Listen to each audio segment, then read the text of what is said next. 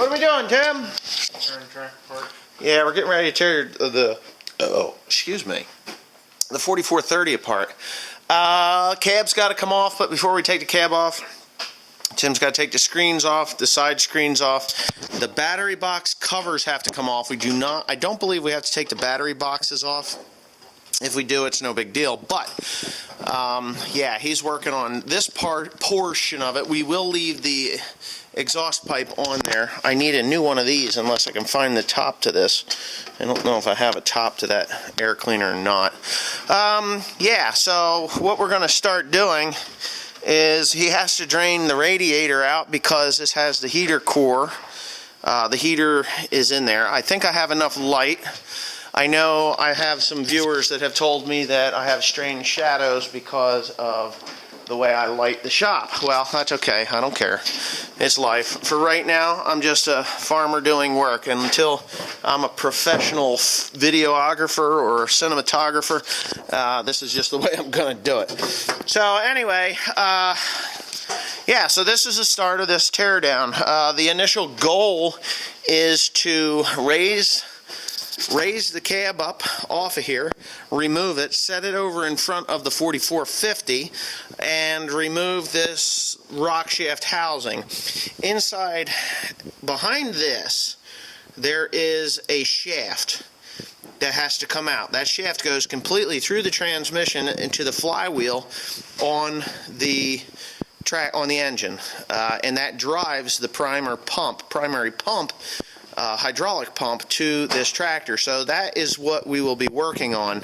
And the 4430 is a really nice tractor to work on because there is a lot of room here. There's no hydraulic cylinders in the way. There's not really that much electronics to it. As a matter of fact, there is no electronics to this tractor other than what goes on up in the cab. The ultimate goal is to get this thing cleaned up, sealed up, new hoses, seal up wiring harnesses, because I know, and I don't think anybody ever knew this about this tractor, but about, I'm going to say probably in the early 90s, close to 20 years ago, well, it's been about 20 years ago, we had a fire. We were spreading a material, human waste. It was come out of Ocean County Utilities Authority, and it would catch fire. Well, the product caught fire. I came around the corner, and the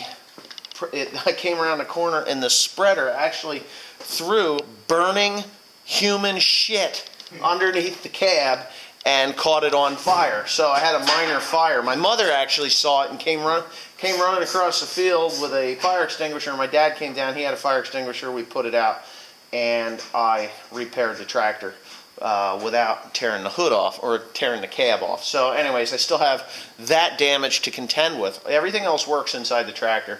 It is rough. Don't get me wrong, this tractor has seen better days as far as the cab and other things that go along with it. But the nice thing about this tractor is it is all completely rebuildable. And the parts are available. So it shouldn't be that big a deal. When it's done, don't know if I'm going to spend the money on a paint job, but I definitely would like to put an interior kit in there and get that going again, maybe put the speakers back into it, or at least a radio. I think the speakers have been upgraded. Yeah, I upgraded the speakers in there, so they're there. But anyways, it's enough of my bullshit, and let's get this show on the road. Right, Tim? Hood's ready to go. What's ready to go? That. The hood? Yes. So we can't put the hood on top of the roof. Why? Because we're taking the cab off. Because we're taking the cab off. So anyways, here we go.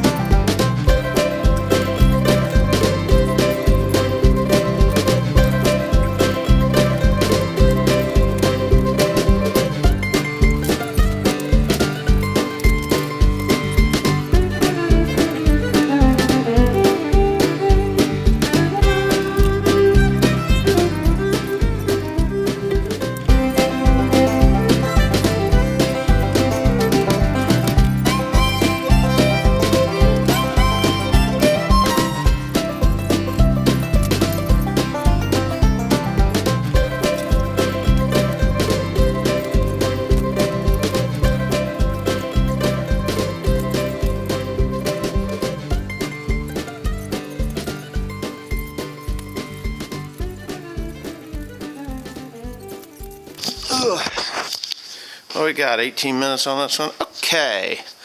All right. Mr. Tim, what do we got? What do we got? Timothy is removing the wires off of the starter. He has so nicely disconnected the battery from the positive side so that we don't get sparkage and everything else. Now, that's going to take you like a 3/8 inch socket, and Joe should be able to help you out with that. Everything in the back here has been disconnected thus far. So for the most part, the mounts are off.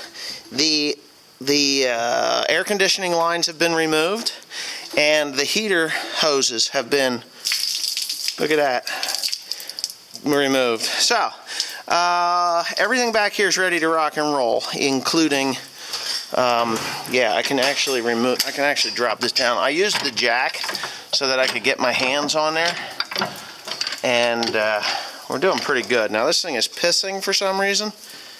You ever notice that? Don't worry about it, Joe. It's fine. By the time you get that bucket, it'll be done. Well, maybe. Go get the bucket.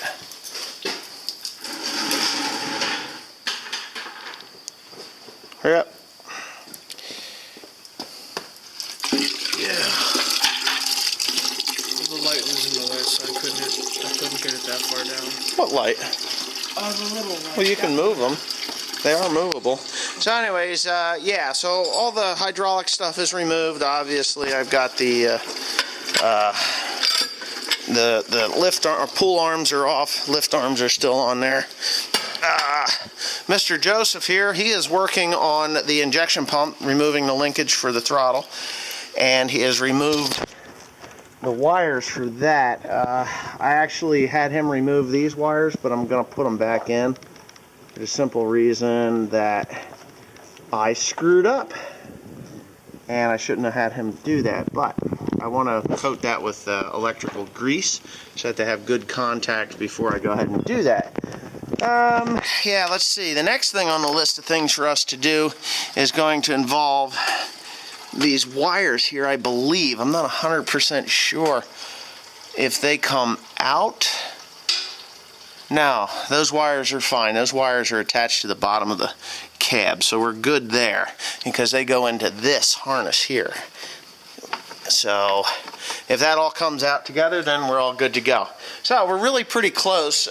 There is a screwdriver that Joe's going to need there, and I believe a 3/8 inch wrench to get the kill switch removed.